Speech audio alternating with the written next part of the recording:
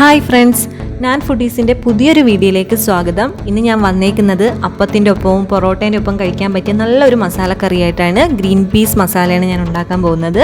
അപ്പോൾ ഇതെങ്ങനെയാണ് ചെയ്തതെന്ന് ഞാൻ നിങ്ങൾക്ക് പറഞ്ഞുതരാം. അപ്പോൾ നമുക്ക് പെട്ടെന്ന് തന്നെ വീഡിയോയിലേക്ക് പോകാം. ഇതിന് വേണ്ട ഗ്രീൻ പീസ് ഇവിടെ ഞാൻ കഴുകി വെച്ചിട്ടുണ്ട്. ഇത് നമുക്കൊന്ന് വേവിച്ചെടുക്കണം. അപ്പോൾ നമുക്ക് കുക്കറിലിട്ട് വേവിച്ചെടുക്കാം, അല്ലാതെ വേണമെങ്കിലും വേവിച്ചെടുക്കാം. ഇപ്പോൾ ഡ്രൈ ആയിട്ടുള്ള ഗ്രീൻ പീസാണ് ഉപയോഗിക്കുന്നതെങ്കിൽ അത് ഏകദേശം ഒരു 6 മണിക്കൂറോളം നമ്മൾ കുതിർത്തതിന് ശേഷം മാത്രമേ ഉപയോഗിക്കാൻ പാടുള്ളൂ. അതും ഇതേ രീതിയിൽ തന്നെ നമുക്ക് കറി വെക്കാവുന്നതാണ്. അപ്പോൾ ഞാൻ കുക്കറിലേക്ക് ഇട്ട് കൊടുത്തിട്ടുണ്ട്. ഇനി വേവാൻ വേണ്ടിയുള്ള വെള്ളം ഒഴിച്ചു കൊടുക്കുക. കുറച്ച് വെള്ളം മതി, ഒരുപാട് വെള്ളം ഒഴിക്കേണ്ട, കുറച്ച് വെള്ളം ഒഴിച്ചു കൊടുക്കുക.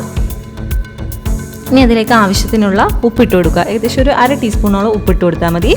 എന്നിട്ട് അടച്ച് വെച്ച് നമുക്ക് വേവിച്ചെടുക്കാം. ഒരു വിസിൽ മതി, അപ്പോഴത്തേക്കും ഇത് ആകും. ഒരുപാട് വേവിച്ചെടുക്കണ്ട.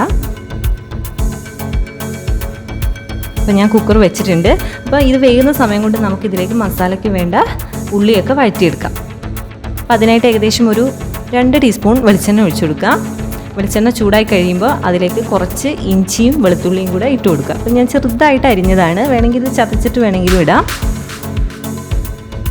അപ്പം നന്നായി മൂത്ത് കഴിയുമ്പോൾ ഒരു 2 പച്ചമുളകാണ് ഞാൻ ഇട്ടേക്കുന്നത്. 2 പച്ചമുളക് ഇട്ട് കൊടുക്കുക. എരിവ് വേണമെങ്കിൽ കുറച്ചധികം ചേർക്കാം. നന്നായി വഴറ്റി കൊടുക്കുക. ഇനി ഇതിലേക്ക് നമ്മൾ സവാള ഇട്ട് കൊടുക്കണം.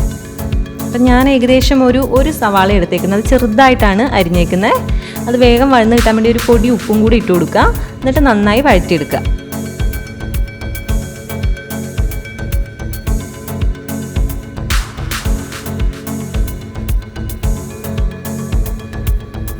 നന്നായിട്ടൊന്ന് ഇളക്കി കൊടുക്കുക.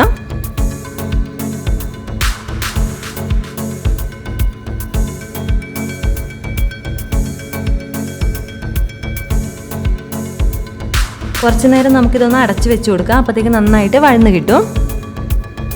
ഇതാകുന്ന സമയം കൊണ്ട് നമുക്ക് തേങ്ങ ഒന്ന് അരച്ചെടുക്കണം. അപ്പം അതിനായിട്ട് കുറച്ച് തേങ്ങ എടുത്ത് കൊടുക്കുക. ഏകദേശം ഒരു പിടുത്തം തേങ്ങ ഇട്ട് കൊടുക്കുക.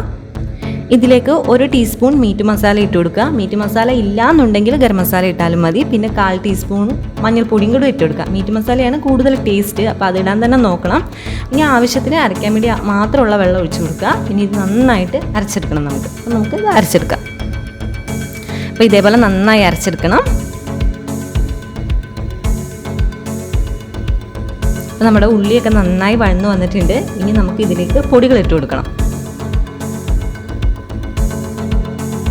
അപ്പോൾ പൊടികൾ ഇട്ട് കൊടുക്കുമ്പോൾ ഒന്ന് ഫ്ലെയിം ഒന്ന് കുറച്ച് വെക്കണം. ഇനി അതിലേക്ക് ഒരു 1/4 ടീസ്പൂൺ മഞ്ഞൾപ്പൊടി ഇട്ട് കൊടുക്കാം. 1 ടീസ്പൂൺ മുളക് പൊടി, എരിവുള്ള മുളക് പൊടിയാണ് ഇട്ട് കൊടുത്തേക്കുന്നത്. പിന്നെ അതേപോലെ തന്നെ 1 ടീസ്പൂൺ മല്ലിപ്പൊടിയും കൂടി ഇട്ട് കൊടുക്കാം.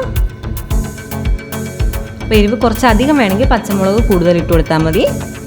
നന്നായിട്ടൊന്ന് മൂപ്പിച്ചതിന് ശേഷം അതിലേക്ക് ഒരു തക്കാളി ചെറുതായിട്ട് അരിഞ്ഞത് ഇട്ട് കൊടുക്കുക. നന്നായിട്ടൊന്ന് ഇളക്കി കൊടുക്കാം. ഇനി അതൊന്ന് മൂടി വെക്കണം. ഇപ്പോൾ ഞാൻ കുറച്ച് നേരം മൂടി വെച്ചിട്ടുണ്ട്. ഇപ്പോൾ നമ്മുടെ തക്കാളിയൊക്കെ നന്നായി വെന്ത് വന്നിട്ടുണ്ട്, നന്നായി ഉടഞ്ഞു വന്നിട്ടുണ്ട്. ഇനി നമുക്കിതിലേക്ക് നമ്മുടെ ഗ്രീൻ പീസ് വെന്തിരിക്കുന്നുണ്ട്. നേരത്തെ ഞാൻ ഫ്ലെയിമൊക്കെ ഓഫ് ചെയ്തിരുന്നു. അപ്പോൾ അത് വെന്തിട്ടുണ്ട്. അത് ഇതിലേക്ക് നമുക്ക് ചേർത്ത് കൊടുക്കണം. ഗ്രീൻ പീസൊക്കെ നന്നായിട്ട് വെന്തിട്ടുണ്ട്.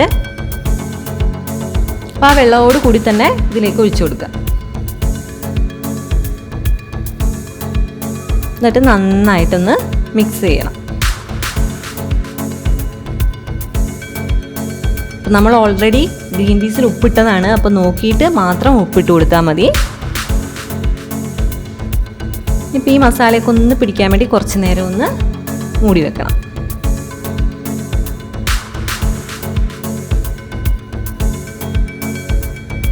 അപ്പോൾ മസാലയൊക്കെ ഗ്രീൻ പീസിലേക്ക് നന്നായി പിടിച്ചിട്ടുണ്ട്.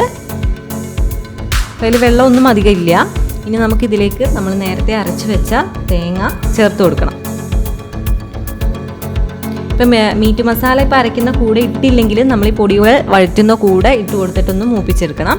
ഇപ്പം ഞാനിത് അരപ്പിൻ്റെ കൂടെ അരച്ചെടുക്കുക ചെയ്ത്, അപ്പോൾ അത് ഇതിലേക്ക് തന്നെ ചേർത്ത് കൊടുത്താൽ മതി.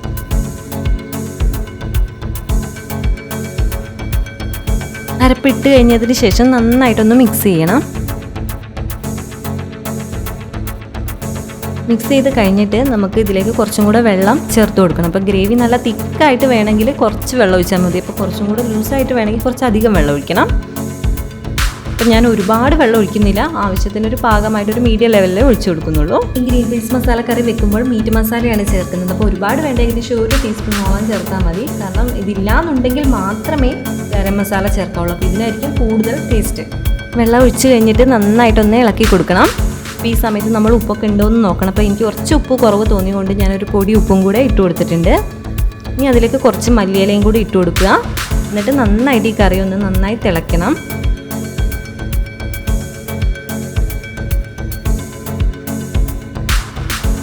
നമ്മുടെ ഗ്രീൻ പീസ് മസാലക്കറി റെഡി ആയിട്ടുണ്ട്. അപ്പോൾ വളരെ ടേസ്റ്റാണ്, വളരെ എളുപ്പത്തിൽ തന്നെ നമുക്ക് തയ്യാറാക്കി എടുക്കാൻ പറ്റുന്നതാണ്. അപ്പോൾ എല്ലാവരും ട്രൈ ചെയ്ത് നോക്കിയിട്ട് നിങ്ങളുടെ അഭിപ്രായങ്ങൾ കമൻറ്റ് ബോക്സിൽ ഇടാൻ മറക്കരുത്. ഇനി പുതിയൊരു റെസിപ്പിയുടെ വീഡിയോ ആയിട്ട് വീണ്ടും വരുന്നതായിരിക്കും.